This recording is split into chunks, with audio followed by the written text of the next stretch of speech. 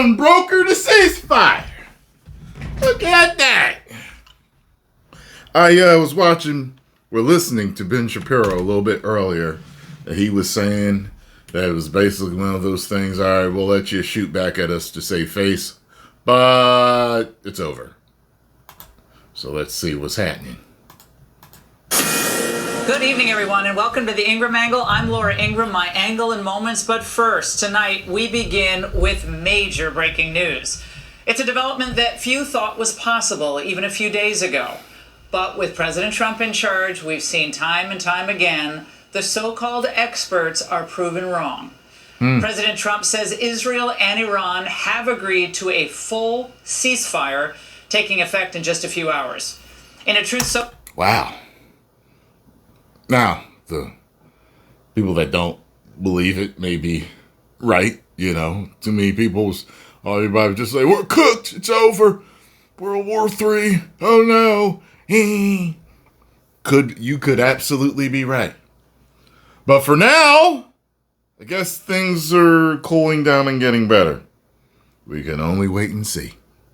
Social post in the last hour, the president wrote, "Congratulations to everyone. There will be a complete and total ceasefire in approximately 6 hours from now when Israel and Iran would have wound down and completed their in-progress final missions for 12 hours, at which point the war will be considered ended. On that assumption that everything works out as it should, which it will, I would like to congratulate both countries, Israel and Iran, on having the stamina, courage, and intelligence to end what should be called the 12-day war. This is a war that could have gone on for years and destroyed the entire Middle East, but it didn't and never will." Here with me now is Bret Baier, chief political anchor and special report anchor. Never will. I don't know about that. Nothing to say things couldn't ramp up again, but hopefully they don't. Executive editor there as well. Bret, you were on the air. We were all watching with Vice President Vance when Trump's Truth Social post landed. So that was in and of itself kind of hilarious. But do we have details about how this all came together in the last hour? Well, Laura, good evening. It really was something. I'll just give you the behind the scenes. Trey Yanks was in the middle of wrapping up his report from Tel Aviv, and the producer got in my ear saying, "Trump Truth Social coming in the email right now." And I looked down, the vice president's right here on set with me, and as I look down to read it, his staff comes in with an iPhone so he can read the Truth Social as it's coming in. And Trey Yanks wraps up his live report.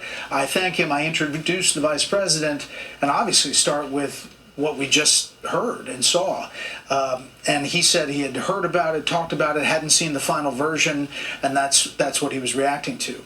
Since then, we've learned that Qatar was the intermediary and that Iran officials are now saying they did, in fact, I swear to God, if they don't start saying Qatar, authorize Qatar to negotiate on their behalf. Like Qatar? To Reuters and other... All I can think is, Diamond Cutter, my God! ...fire services. And that the Israelis are going to agree to this in a 6-hour time frame. Now, what happens between now and the 6 hours? I expect a lot of kinetic action inside Iran from the Israelis, but that's what it looks like. And then the details that the president laid out about how it follows over the next 24, 48 hours, we don't know what that picture looks like or whether it leads to negotiations. Well, what was stunning is that just in the last several hours, the Supreme Leader put out a statement saying, "We will not submit. We will never submit." So something was changing in that interim time period, and I guess he was made an offer he couldn't refuse. Well, you got to stay strong in the face of your people. That's all that goes. So maybe so. We don't know. The Supreme Leader is supposed to be holed up in a bunker. That the going thing in Iran, we're told, is that everyone doesn't know where he is except the Israelis and the U.S. And they have said that they could take him out at any time. I don't know what has transpired that changed the Iranians' bold action, other than to I hope to God this ain't one of those, "We will ceasefire for now." I hope that's not what's happening. I hope this ain't no movie villain stuff going on. I hope we really do have peace. Read the tea leaves here. They gave a pre-warning about the missile strike on Qatar and Al Udeid Air Base, saying this is going to happen. Get your people out of there. And then the air defenses took down those missiles, including one from Qatar. And, you know, I think that the president's weak response post and let's get to peace started phone calls between all of the parties, according to the vice president. And in between the time he left the White House and the time he arrived on this set, something had transpired to get that Truth Social post. And the president even thanked Iran for the heads up, as you noted with Vance, which it all seemed like it was missile theater at some point. They gave them a chance to save face, shoot up a couple of, what looked like Roman candles when they were missiles, but and no damage was done as far as we understand. That's so weird. That is weird to me. That is theater. I told you, a lot of this stuff feels like political theater to me. You're playing theater with missiles? Whatever. On the ground. So you wonder why. I guess as long as nobody was hurt. I guess. Went through that exercise, but nevertheless, the president didn't choose to humiliate Iran in this moment, which I think is that's classic Trump. He wants to give people a way out. He did say, let's get to peace, let's get to the table. He called it very weak and thanked them for the heads up. But, it follows a pattern. In 2020, the Iranians did the same thing. They fired on a U.S. military base in Iraq, but they also gave a heads up ahead of time. That was after the Soleimani assassination, the takedown of the main military commander for Iran by the U.S., and so it follows a pattern. We'll see if this also follows a ceasefire, because as you know, the Israelis feel like they have a lot of superiority in the skies and they can take out targets at will, and they're on the cusp of making a big change to their existential threat. So it may be tough for them to agree to it, but I think the president is pushing. And Brett, although people don't want to be political in this moment, politics always enters the equation. We had an enormous amount of kind of nastiness across the political aisle over the last few days regarding the president's decision. So some Democrats were more, tepid about it, but others were basically very, very negative on what the president was doing. How do you see this moment playing out politically?